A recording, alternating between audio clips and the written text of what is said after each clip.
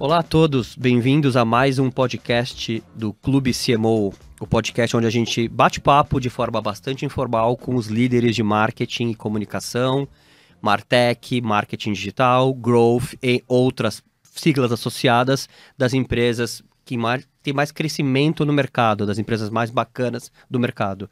E hoje eu tenho o prazer de ter um podcast onde o meu convidado vai falar de um tema que é o concurso, né? A gente estava até falando um pouquinho antes da gravação que tem vários temas hoje que polemizam, mas se tem um tema que une as pessoas, é o tema dos pets, né? Então eu vou falar aqui, eu tenho o prazer de receber aqui, queria agradecer a presença do Felipe Button, que é Head de Branding Communications da Pet Love.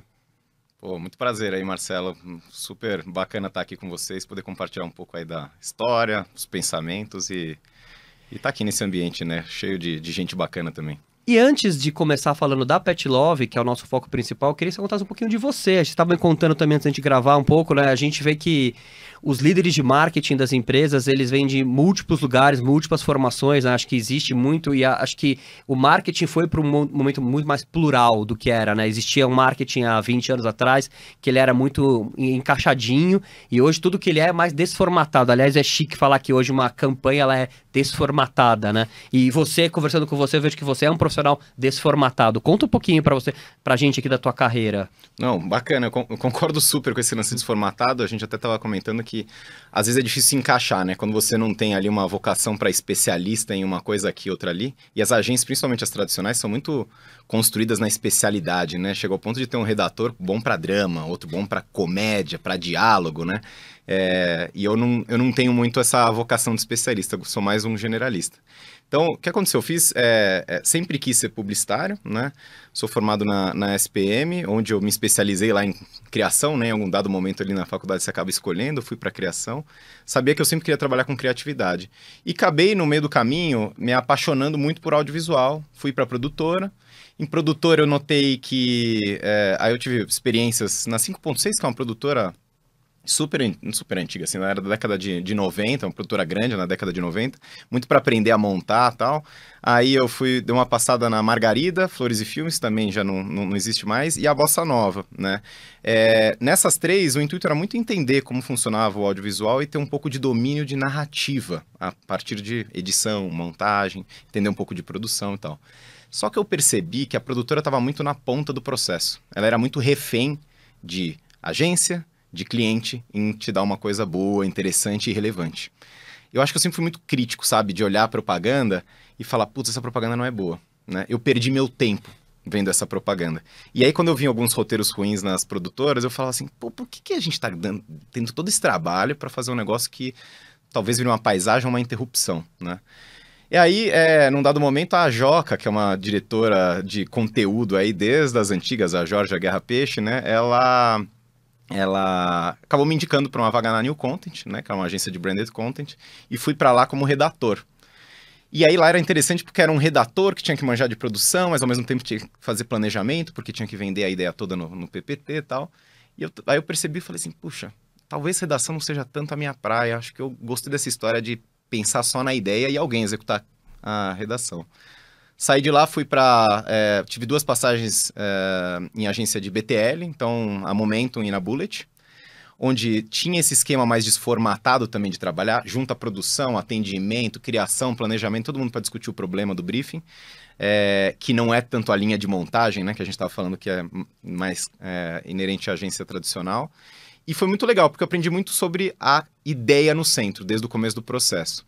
Mas essas agências, elas não tinham a grana, nem o acesso no cliente para convencer o cara certo, né?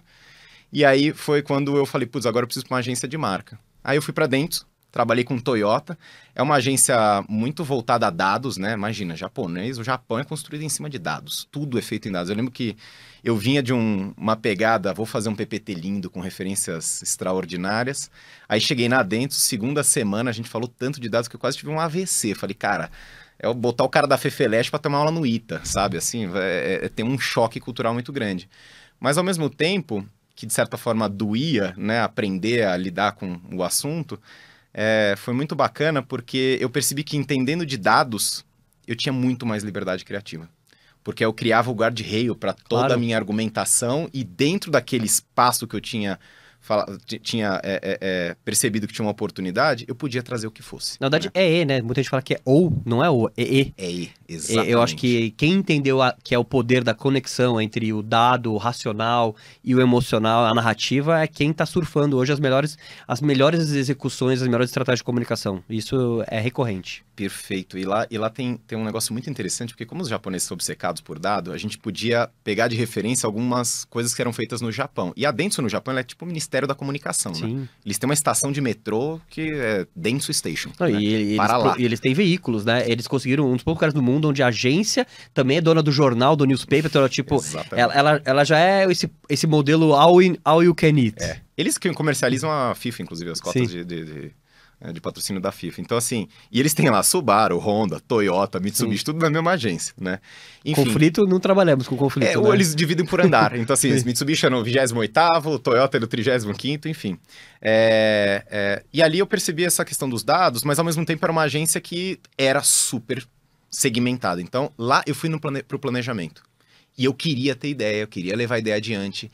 E apesar dos criativos sempre receberem muito bem, tinha uma certa resistência estrutural. Sim. De ouvir ideia de planejamento. Tipo, cada um no seu quadrado, né? Exato. Fica no seu quadrado aí. Cara, mas eu fui redator, bicho. Eu trabalhei produtor, por que você não pode ouvir minha ideia? Mas foi um grande aprendizado, né? E aí de lá, tive uma passagem rápida na Hilde, que aí foi a única agência, assim, onde eu trabalhei, que trabalhei mais próximo de UX, design, então também um outro conceito. Eu lembro que você vem desse mercado publicitário que é muito, muito confete, né? É muito confete e às vezes pouco conteúdo, e o UX é outro papo. É muito conteúdo, pouquíssimo confete. Sim. O David Droga fala uma frase que eu nunca esqueci, que ele fala que a publicidade tradicional ela só fireworks. É lindo, mas acaba rápido. E que o mundo precisa de mais do que fireworks. E suja o ambiente, e faz barulho, e depois a gente vai chegar lá e ainda faz mal pros pets. É isso aí. Opa, foi um bom gancho esse. Mas eu concordo plenamente. Eu lembro que eu cheguei pra um cara lá, falando assim, tá, mas me conta aí, você é todo orgulhosão do teu trabalho aqui na Hilde, o que você botou de pé de projeto que é bacana? Aí o cara falou assim, eu fiz um redesenho da página do FGTS da Caixa. Eu falei assim, pô, que bosta, né? Tipo, cara, qual a relevância disso, né? Comparado, sei lá, com uma puta campanha, uma coisa assim. Eu falei, tá bom, mas conta mais pra mim. Ele falou assim, não, então, antes a gente tinha mais ou menos 30 milhões de brasileiros que tentavam acessar e resgatar o FGTS, não conseguiam. Aí depois disso a gente conseguiu fazer com que todos eles conseguissem. A gente aumentou em, 11.000% o número de resgates do FGTS num tempo, saiu de 60 dias para 2 horas o tempo. Eu falei assim, aí eu fiquei de boca aberta e falei, isso é impacto, não é? Esse cara mudou a vida das pessoas. É isso. E não o firework do comercial no Fantástico. Exatamente. Aí foi quando começou a cair em si, assim, aquela... o que para mim, né, no final das contas, era o relevante de verdade. Bom, aí fui trabalhar na DM9, foi um momento que eu decidi, falei assim, putz, queria trabalhar com uma pessoa inspiradora e tal, e eu gostava muito do trabalho do Igor Pulga, né, que é meu amigo até hoje, e aí fui trabalhar com ele na DM9. Na DM9... Cheguei para trabalhar na parte de digital, depois assumi o digital como um todo lá. A gente cuidava de toda a parte de conteúdo, mas estratégia digital também, de 16 marcas.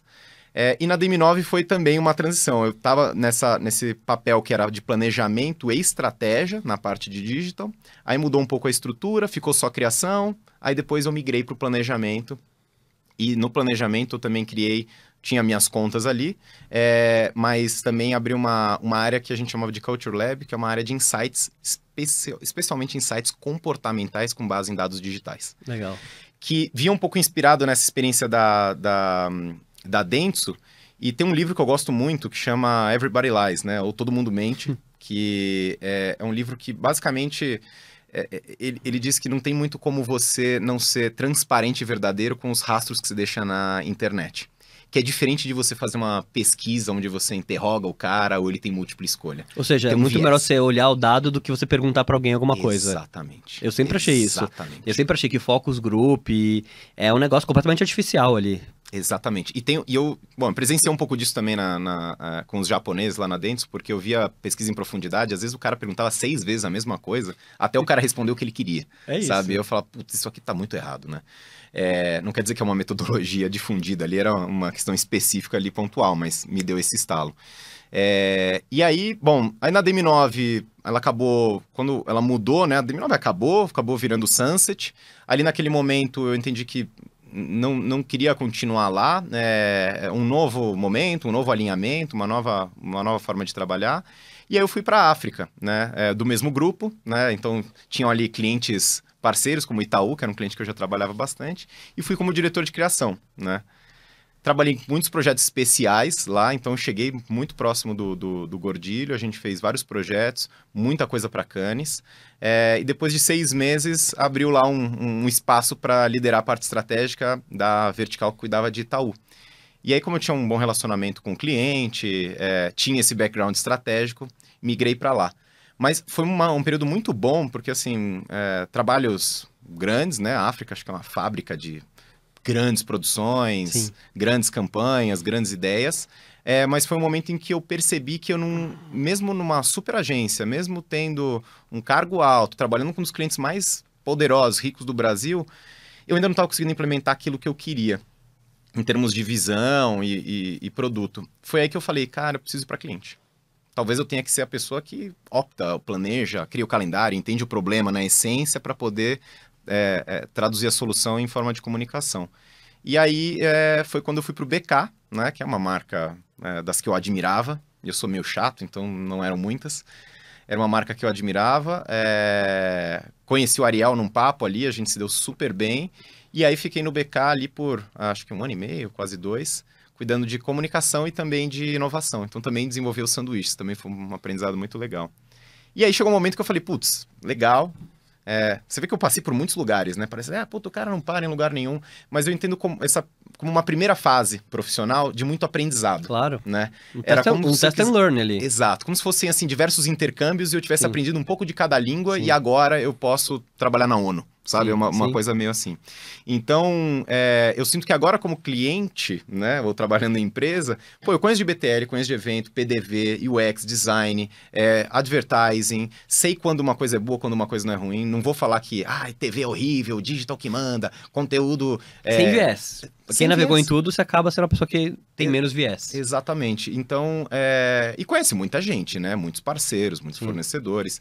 E aí, tava no BK, fui convidado para ir para Neon, banco digital, desafio super interessante, mercado, né, borbulhando, fervescente aí.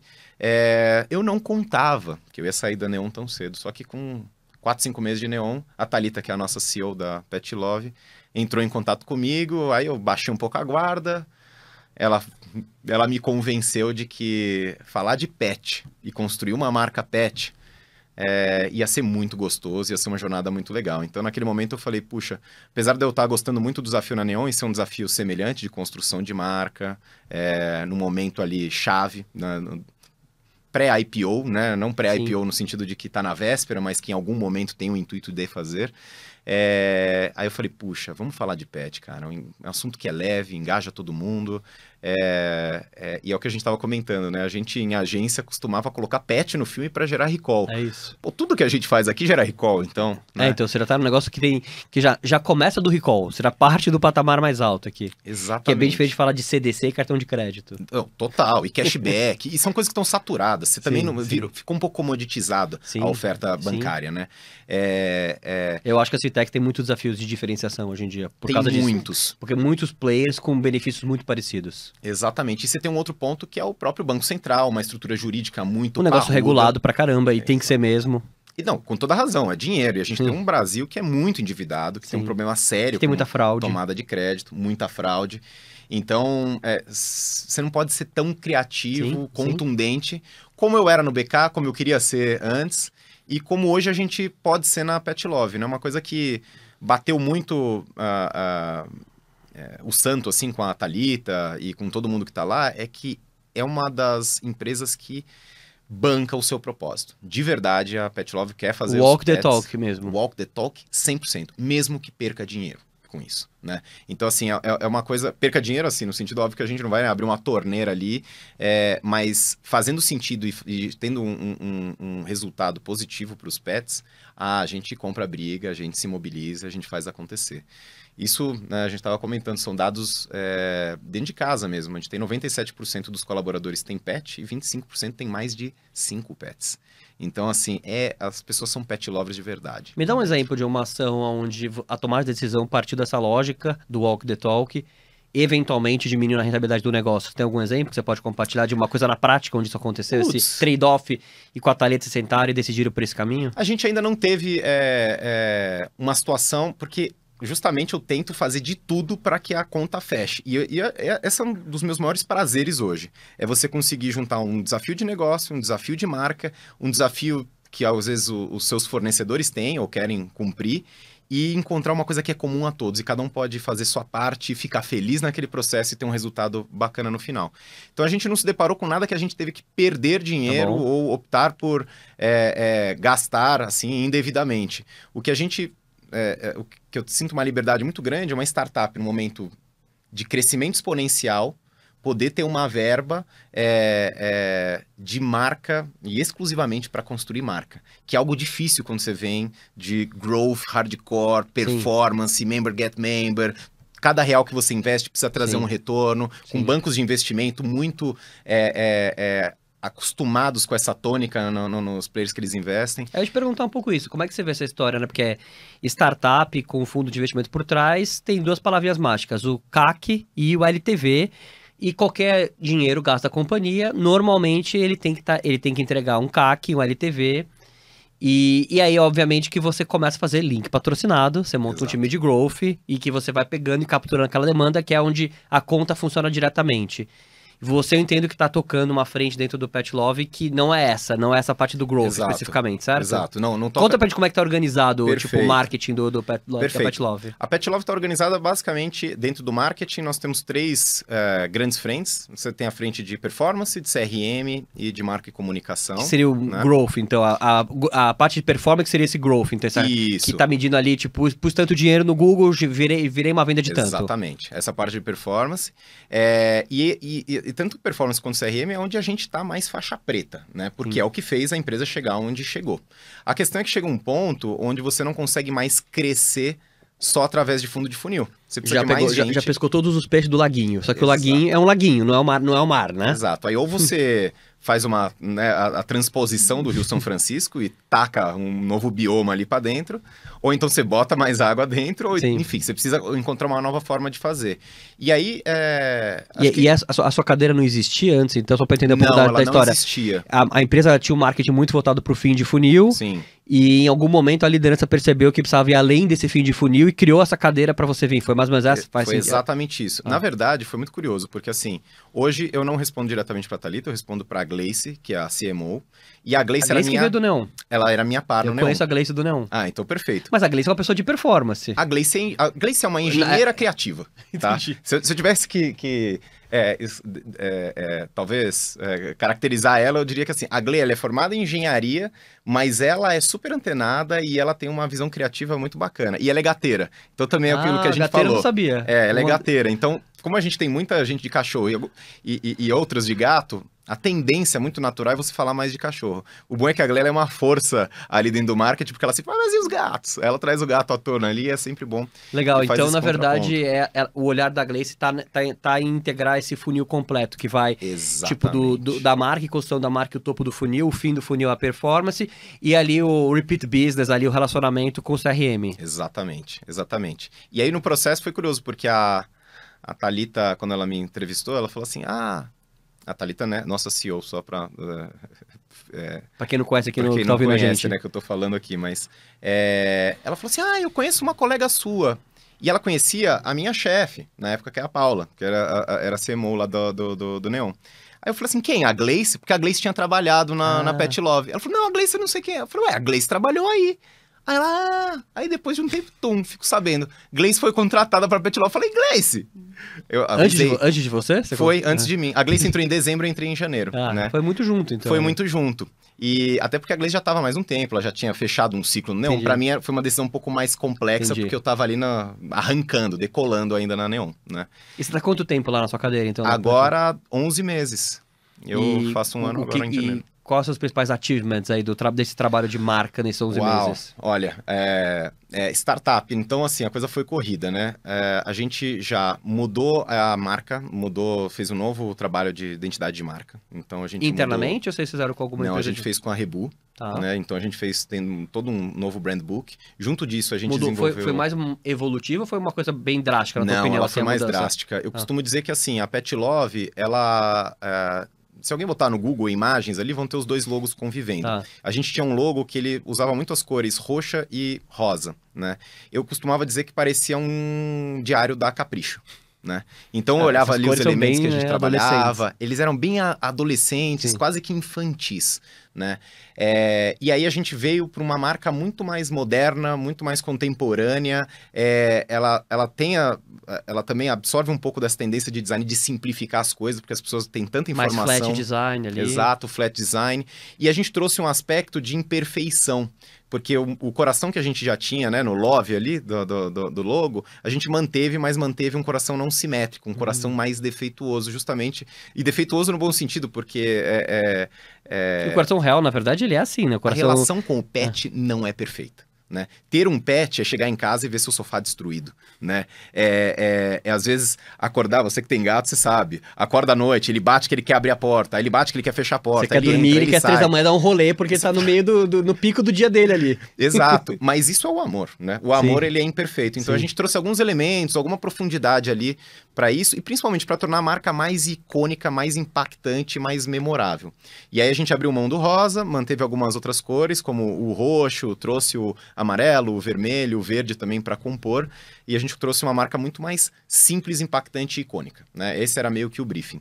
E se afastar um pouco dessa linguagem um pouco mais infantil ou adolescente, que era o que a gente tinha. Junto disso, a gente trouxe um novo propósito, todos os pilares de marca, todo o manifesto novo de marca.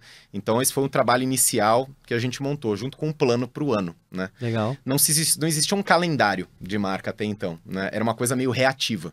Então, tem uma oportunidade, vamos pegar e vamos fazer. Agora a gente estruturou tudo e falou, beleza, quanto que a gente tem de grana? Como é que a gente vai distribuir essa grana? E aí começou esse processo, né? A gente, esse ano... Além de estruturar essa parte de marca e de propósito e desenvolver todo o calendário, a gente também estruturou todo o time, né? Porque num dado momento no ano, a gente teve que fazer uma opção, que era, será que eu invisto em vários fornecedores, eu tenho um time estratégico e, sim, enxuto dentro de casa? Que vai gerenciar fornecedores externos. Exato, e ele gere vários fornecedores externos, ou eu vou internalizar esse time e trabalhar de uma maneira mais, como é que eu posso dizer assim... Quase que montando uma house, assim? Quase que montando uma house. Eu confesso que eu sou um pouco ressabiado com house, pelo fato de ter trabalhado sempre em agência. Eu sei o quanto ter outros clientes e uma, sim, certa competitividade bota o sarrafo criativo lá em cima. Com certeza, né? Porque você tem um cliente cativo ali, você tá viciado naquilo lá, você perde a referência, você não faz cross-pollination.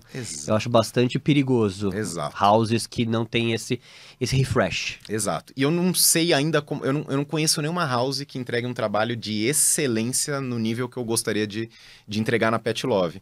Então, acho que um pouco por isso ficava um pouco ressabiado. Só que ao mesmo tempo, eu tinha entrado e estava cuidando muito de Pet Love e-commerce, né? Só que a Pet Love é um ecossistema. Pet Love não é só o e-commerce, né? O e-commerce é o que talvez seja mais notório, mais conhecido, que é onde a gente tem o e-commerce, mas a gente tem plano de saúde, que é um business que está ficando cada vez maior. A gente tem a VetSmart, que é uma plataforma de conteúdo para o médico veterinário também, e para prescrição médica, bulário, etc. A gente tem a Vetus, que é o sistema de RP, que você pode ter em pet shop, clínica, hospital veterinário. A gente tem o White Label também, né? Que é a versão da Pet Love, que terceiros podem vender e ganhar comissão em cima. E a gente tem a Dog Hero, que são serviços. Você tem pet sitter, passeador, você tem todo tipo de ajuda ali que você pode precisar com o seu pet no dia a dia. Então, esse ecossistema, cada marca tinha um grau de maturidade diferente, estava num momento diferente, e a gente precisava começar a organizar como é que isso tudo funcionava. E cada uma dessas marcas tinha um mini marketing. O que eu fiz? Peguei esse time todo, a gente juntou eles de baixo e agora começou a dar um novo direcionamento, né? cortou o que eu falo de cacareco, porque Sim. era aquela coisa, tinha muita gente produzindo muita coisa irrelevante. É. Vamos parar, vamos focar Priorizar. e vamos produzir coisas mais impactantes e grandiosas, memoráveis e que mexam de fato ponteiro, né? Então foi um pouco esse processo que a gente fez, o time saltou de 5 para 26 pessoas ao longo do ano, né? Agregando essa turma e contratando outros. E a gente dividiu muito a área em especialidades, né? Coisa que não tinha também. Então hoje eu tenho uma área de marca e estratégia, tem uma área de engagement, que cuida de comunidade e social, tem a de PR, tem a de experience, que cuida de todas as experiências físicas, Ativações de marca. ativação de marca e loja, e a gente tem o estúdio audiovisual, que produz conteúdo pra gente, para os mais diversos tipos. Claro, vou fazer um filme de TV, eu não vou usar o meu estúdio audiovisual, porque não é o perfil deles, o perfil é conteúdo. E a gente tem a área de conteúdo editorial também, que é um time que tem jornalistas veterinários, justamente para ajudar a gente a ter o embasamento e o aspecto de especialista ali que eu acho que o mercado pet exige, né? Às vezes a gente trata o pet como uma coisa que todo mundo sabe, é só dar comida, limpar, etc. Mas a tendência de humanização vem forte e junto disso vem uma insegurança dos tutores, né? Então o Google tá aí para responder a todo tipo de dúvida que você tem em relação ao teu pet. Se não tiver uma marca ali com especialistas passando conteúdo com autoridade mesmo, né? E credibilidade, que é uma coisa importante. E você também tem agências hoje que estão trabalhando com você? Como é que tá o ecossistema de agências hoje? Hoje a gente tem basicamente a gente trabalha com 2 agências parceiras constantes, é a CP mais B, né? Crispin Porter Boguski, e a Louris, que é a nossa agência de PR, né? A Louris eu já trabalhava na época de BK, e trabalhei muito, nossa, quando eu era agência, a Louris sempre foi muito parceira de vários clientes que eram do grupo ABC, então também conheço bem o trabalho deles e sou muito fã, assim, principalmente gestão de crise. A Louris é muito boa, inclusive Louris de onde eu roubei a Bruna, que é a nossa líder de PR hoje. E a CP mais B, ela já era uma agência com a qual a gente tinha contrato.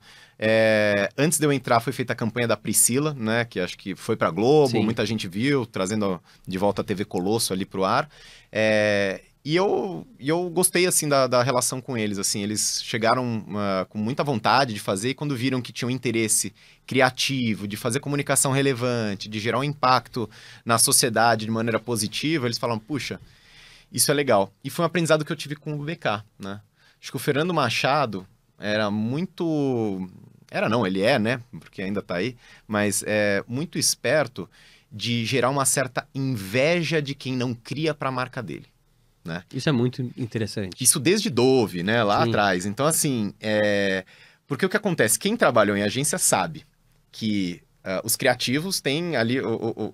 Você não tem, como no esporte, nas artes marciais, tem as faixas, né? Mas geralmente o faixa preta é o cara que tem o melhor cliente. Né? O cliente que tem mais grana, que faz aqueles jogos que dá mais liberdade criativa. Exatamente. Então, não é todo mundo que pega todos os clientes. Tem cliente que pega o filé mignon, tem gente que fica no osso. Exato, fica ali só fazendo o tabloide, fazendo aquelas coisas que são chatas pra caramba. Então, eu percebi que no BK, eles conseguiam criar uma situação onde a agência inteira queria criar pra eles. Porque era o cliente que aprovava prêmio. Era o cliente que falava, não, vamos fazer, eu boto grana, vamos nessa, vamos em cima. Então, essa lógica, eu li e falei, cara, isso faz muito sentido. Né? Eu, pessoalmente, não sou um viciadão em prêmios, porque eu acho que o prêmio julgado pelo nosso próprio mercado, eu acho que ele é super válido, né? Ele é super bacana, eu acho que ele é mega válido, porque o sarrafo é muito alto, mas em termos de impacto na sociedade e legado, ele é frágil, né? Até pela massividade que muitas das ideias chegam. Eu gostaria muito de ganhar um Oscar, um Sundance, sabe, um Emmy, esse tipo de coisa que eu gostaria muito de poder produzir algo que ganhasse esse tipo de coisa. Só que para as agências isso é relevante. Então, cara, vamos entender o que é relevante para a agência e vamos deixar eles serem felizes na relação. Claro.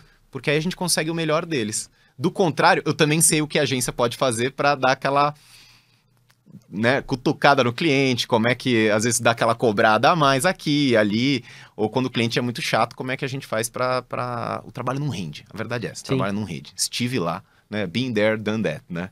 Então, isso eu aprendi lá com o BK e a gente tenta muito trabalhar dessa maneira, transparente. Não minto budget, não minto prazo. Às vezes eu até falo assim, pô, gente, vocês querem que eu minto prazo? Porque tá tudo muito em cima da hora, né? Mas é comum, é normal, né? O trabalho criativo a gente sabe como é. E vocês conseguiram já colocar alguma campanha desse que entrou na rua, já depois Sim, que acabou o trabalho de branding aí? Sim, a gente colocou... a gente fez três campanhas esse ano, né? A primeira foi Black Cat Friday, foi uma ideia muito bacana que a CP trouxe, que basicamente a gente transformar a sexta-feira 13, que é uma data tida como ruim, de mau agouro, etc., numa data positiva. Então, nesse dia, quem tem gato ganha desconto, quem tem gato preto ganha mais desconto ainda. Nossa, eu tenho um gato preto, eu tô próximo, mas tem que saber. Eu já te digo, em janeiro tem, tá? Opa! Em janeiro vai ter. Toda sexta-feira 13 a gente quer marcar como uma data legal. da Black Cat Friday. Legal. Então, é só olhar o calendário. Ano que vem tem tem duas datas. Essa foi uma campanha legal. Muito pequena, pontual, mas que trouxe um resultado muito grande. E aí a gente viu o potencial de campanhas voltadas para o público gateiro, né? Que é muito engajado. Depois a gente fez a promoção Pet Love, de promoção de aniversário, que foi em junho. Também uma medida promocional, assim, tinha um desafio, uma meta de negócios puxada. Aí a gente falou, putz, vamos fazer uma promoção. Então a gente pega, e aí era uma promoção para seu pet ostentar por um ano. Então a gente dava uma grana para você praticamente não gastar nada com o pet ao longo do ano. Foi muito bem, tão bem que superou a Black Friday do ano passado, né? Então, uma surpresa muito positiva. E agora, no fim do ano, em outubro e novembro, a gente entrou com, aí sim, campanha de TV para o plano de saúde, né? Legal. Com o conceito do plano para o que não estava nos planos, que a gente estreou com um filme, mas a gente produziu 2, que é o filme de um casamento, onde uma senhora tropeça, arremessa a aliança de um casamento, e aí o cachorro que estava no colo de um padrinho olha aquele brilho e engole a aliança, né? E aí não tem problema nenhum se você tá coberto pelo plano de saúde da Pet Love. Então essas foram as 3 campanhas. A gente também fez algumas ações agora em Black Friday, né? Tivemos uma live. E agora, essa semana, estreou a campanha de Chega de Fogos, né? Que é eu não sabia disso, tá? Apesar de ter tido pet a vida inteira, eu nunca tive um pet que sofria muito com fogos, até porque eu nunca morei em lugares que tinham tantos fogos assim. Mas o fato é que é assombroso o impacto que os fogos e rojões têm nos pets, né? E aí a gente encontrou uma série de manchetes de jornais que mostram esse impacto. Então, assim, pets que acabaram morrendo, foram atropelados, ficou preso, às vezes numa grade, porque tentou saltar, porque eles ficam realmente, assim, surtados. Porque eles têm uma necessidade muito maior, né? Muito maior. Então, o efeito é muito maior do que num ser humano. Além dele não entender, eu acho que tem uma potência ali de como chega aqui para eles. Exatamente. Ele não entende e chega de forma muito potente. Você falou perfeitamente. Então, a gente falou, cara, isso aqui é muito sério, vai ter Copa do Mundo vai ter problema, então a gente tem que ter um papel social aqui nessa história, vamos fazer essa campanha. E assim, a hashtag Chega de Fogos, ela não é uma criação exclusiva, inédita nossa. Se você puxar, tem posts antigos sobre ela, inclusive de São João e tal. Só que ninguém nunca fez isso de forma grandiosa e coordenada.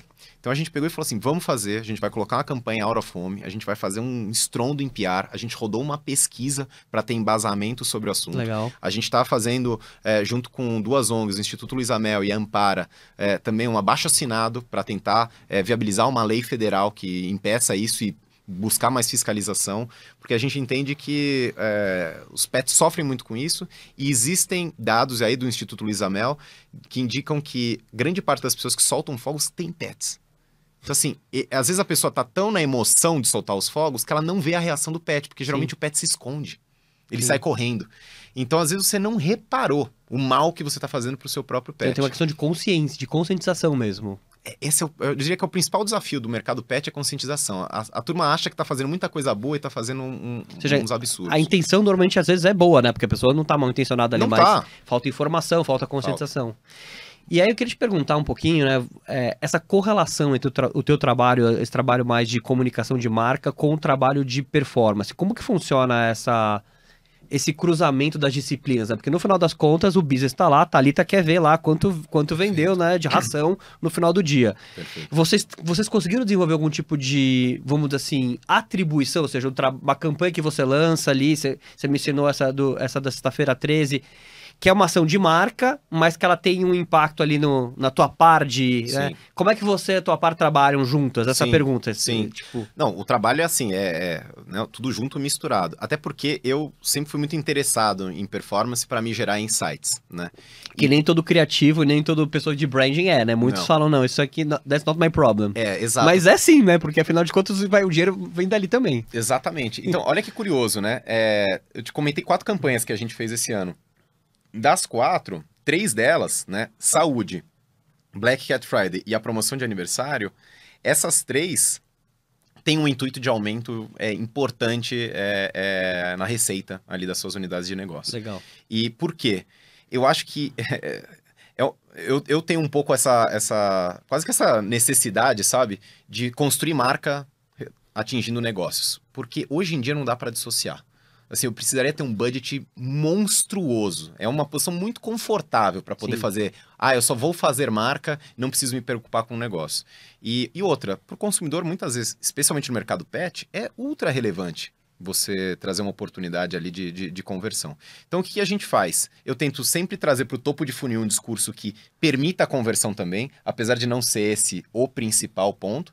Mas aí, na hora da gente desdobrar para meio de funil e fundo de funil, aí é um desdobramento totalmente conjunto. Então a campanha é uma campanha pensada sempre full funnel, então vamos dizer assim. Ela é pensada full funnel. Ela tem aquela mensagem conceitual ali, ela tem os KPIs de marca, mas ela já nasce com esse pensamento integrado. Exatamente. Então se eu precisar comprar o link patrocinado que vai usar aquela palavra-chave, já vai... Essa coordenação existe, então. Ela existe 100%. Existe 100%.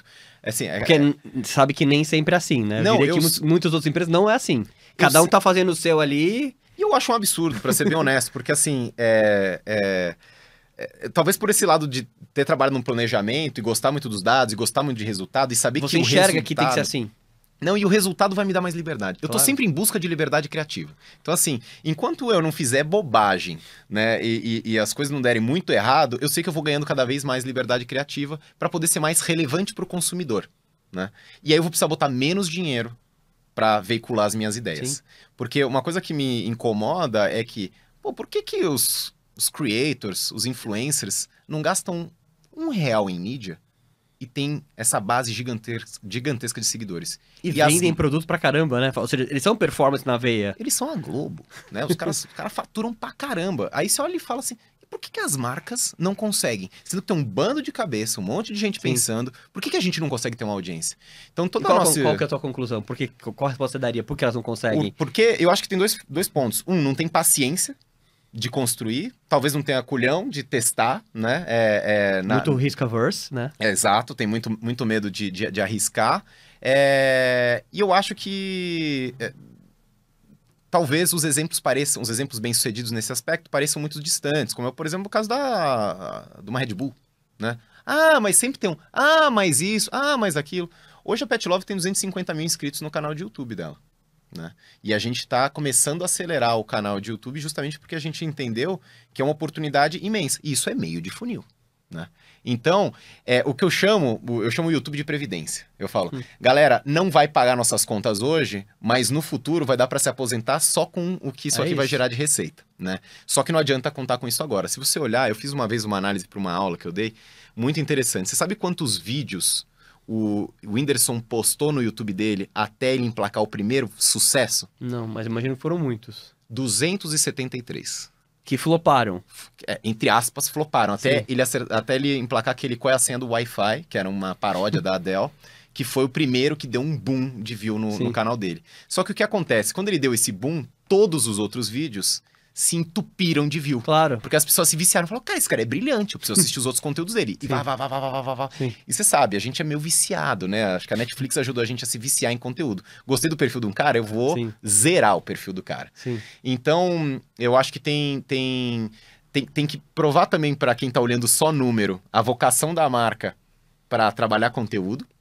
E não são todas. Eu acho que pela primeira vez eu caí numa que faz muito sentido ter um canal forte de YouTube e ter uma plataforma forte de conteúdo, né? Com o McDonald's, por exemplo, não fazia sentido. Com o BK, por exemplo, não fazia sentido. Sim. Agora, para Pet Love, faz muito sentido. Eu citei o Mac porque eu trabalhei muito com o Mac na DM9. Então, por isso que eu falei. Mas foram marcas que eu falei, puxa, será que a gente consegue? As marcas têm vocação. Nem todas têm vocação para tudo. Exatamente. E deve ser assim mesmo. Exatamente. E você tem algum grupo de indicadores de marca? Beleza, entendi que tem ali a conexão com o fim do funil, mas como você sabe que a sua marca está ficando mais forte, mais relevante na sociedade, que é o marcador de, no futuro, você fez a tua previdência para venda? Quais são os indicadores que você acompanha no dia a dia da saúde da marca, da relevância da marca na sociedade? Perfeito. A gente acompanha muito brand tracking, né? Esse é Vocês fazem interno? Tipo, vocês seguem alguma metodologia? A gente faz com a Cantor. Então a gente olha muito o topo de funil. Metodologia por dentro. Você acha que a metodologia da Cantor é a metodologia que traz uma boa amostragem da realidade, assim? Olha, eu acho que assim, não dá para você buscar uma verdade, que nem nas eleições, né? Ah, esse vai ganhar por tanto. Eu não estou buscando essa precisão, eu estou buscando muito uma tendência e um comparativo. O que é legal é que a Cantor me dá muitos indícios sobre quais atributos eu tenho que trabalhar para conseguir mexer tais ponteiros. Entendi. E eu consigo ter um corte grande o suficiente em termos de região, de perfil demográfico, atitudinal. Então sabe onde você está melhor e onde você precisa evoluir. Exato. E aí eu posso... Você faz com que frequência essa mensuração? Ela é mensal, Tá. mas a gente consolida para fazer leituras trimestrais, né? Então, eu consigo ter um indicador de tendência mensal, mas a gente prefere tomada de decisão a partir do trimestral. Marca você não vai mexer de um mês para outro drasticamente, não deveria. Exato. Mas alguns atributos você começa a correlacionar. Você fala, puxa, olha, tô fazendo algumas campanhas voltadas à causa, ó como melhorou a percepção aqui de causa. Legal. Né? Ou a questão de conveniência. Pô, tô falando mais de entrega em 24 horas, tô falando mais de agendamento, sem você precisar lembrar de comprar ração. Então, esse tipo de coisa a gente vai conseguindo notar uma evolução. E no fundo, é que nem bodybuilding, né? Cada hora você tem que trabalhar um músculo diferente para ter um corpo ali harmonioso. Sim. Acho que nesse caso é trabalhar cada um dos atributos até você conseguir ter uma marca muito forte. E não dá para fazer tudo ao mesmo tempo. A loucura é querer fazer tudo ao mesmo tempo, né? E é isso que acontece, que a gente vê uns infomerciais hoje na televisão, né? Você fala, pô, o cara não para de falar um segundo. O que sobrou dali, né? A pessoa nem respira, né? A pessoa nem respira. Então, eu acho que é escolher batalhas. Então, assim, puxa, esse ano a gente vai estabelecer isso, ano que vem a gente vai estabelecer aquilo, e conforme a gente vai notando com o negócio, vai corrigindo um pouco a trajetória. Mas a Cantor é o importante. A gente gosta muito de ter esse olhar mais orgânico, então eu adoro olhar Google Trends, eu adoro olhar o número de menções espontâneas, e a gente gosta muito de olhar também impressions e matérias em Tier 1 de PR. Porque se a imprensa está interessada no que a gente tem para dizer, esse é o primeiro bom sintoma de que o que a gente tem para dizer é relevante. Com certeza. Né? Então, esses são alguns indicadores que a gente acompanha. Eu sou muito fã de tráfego orgânico. Eu acho que, assim, é o que eu te falei. Para mim, as marcas... É meio duro eu falar isso, né? Mas eu acho que a gente ficou um pouco viciado ou preguiçoso comprando mídia. Ah, eu preciso de 100 milhões. Sem 100 milhões não dá para fazer. Pô, cara, seja criativo. Seja ousado. O Banksy não tem um puto comparado com qualquer uma dessas marcas. Mas tudo que ele faz tem mais notoriedade, mais recall, mais impacto, mais PR do que qualquer ação de marca. Então, assim, eu falo... Pô, assim, né? Pô, por que a gente não faz igual o Banksy, né? Porque, pô, é só o Banksy que faz, mas... vamos se inspirar nele. A própria Anitta. A Anitta é um fenômeno por conta própria. Sim. Ela não tem uma agência lá criando, é ela que tá decidindo. Agora eu sou gamer, porque game tá bombando. Agora eu vou cantar reggaeton, porque reggaeton tá bombando. E várias não dão certo, então é o que você falou. A gente vê o sucesso da Anitta ali, mas ela flopou várias vezes, provavelmente. E faz parte. E isso é muito legal, porque quando você tem uma produção contínua, o erro, ele se torna uma coisa prazerosa. Sim. E não uma coisa danosa, Sim. ruim. Porque você fala... Animal, eu já sei que isso aqui eu não preciso mais fazer, isso aqui não funciona. Você testou aquela hipótese que não deu certo. Exato. Felipe, muito legal nosso papo aqui. Eu queria, para encerrar, a gente tem feito a gente tem feito uma cadeia aqui com nossos convidados, que é o convidado faz uma pergunta pro próximo convidado, né? Então eu vou passar para você aqui um pouco da pergunta que a Renata, a Marco da Outback fez. E aí você responde a Renata aqui, traz um pouco a sua visão e depois já vai pensando aí que você vai deixar a próxima pergunta para o nosso próximo convidado. A minha pergunta vai em relação ao desenvolvimento e o engajamento dos times. Acho que isso é muito importante. Como que o time se mantém atualizado, acho que como o CMO, próximo CMO ou próxima CMO que virá aqui, se mantém atualizado. E como consegue passar isso para os times. Porque esse mesmo time que entrou para fazer uma coisa lá atrás também teve essa mesma demanda de mudar muito, especialmente na cultura de dados, de números, Tem etc. que se reaprender a fazer o trabalho, às vezes.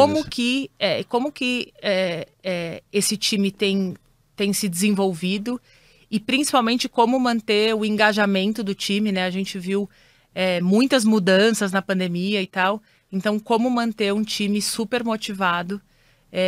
Porque, do meu ponto de vista, assim, um time motivado entrega com paixão e faz tudo. Mas como que a gente mantém isso vivo o tempo todo, assim, mesmo com tantos percalços que a gente teve aí no meio do caminho? Pô, boa pergunta. Eu acho que talvez a resposta que eu vou dar pareça meio simples, mas na prática ela é complexa de ser implementada, né? E eu falo isso para todo mundo do meu time. Eu quero ter pessoas felizes comigo. E pessoas felizes é pessoas que genuinamente estão lá porque querem e porque estão bem com a remuneração, estão bem com a projeção de carreira, estão bem com o propósito da empresa, estão bem com o objeto ali do trabalho delas. E isso eu estabeleço muito através de transparência. As pessoas que eu contratei, todas elas eu contratei nesse esquema. Teve uma pessoa, por exemplo, que eu estava num processo, estava finalizando, eu sentia que ela tinha alguma dúvida, eu falei, você vai conversar com uma pessoa que trabalhou comigo, muito parecida com você, e ela vai te dizer se vale ou não a pena você vir trabalhar aqui, porque eu não acho que o seu final é trabalhando com alguém como eu.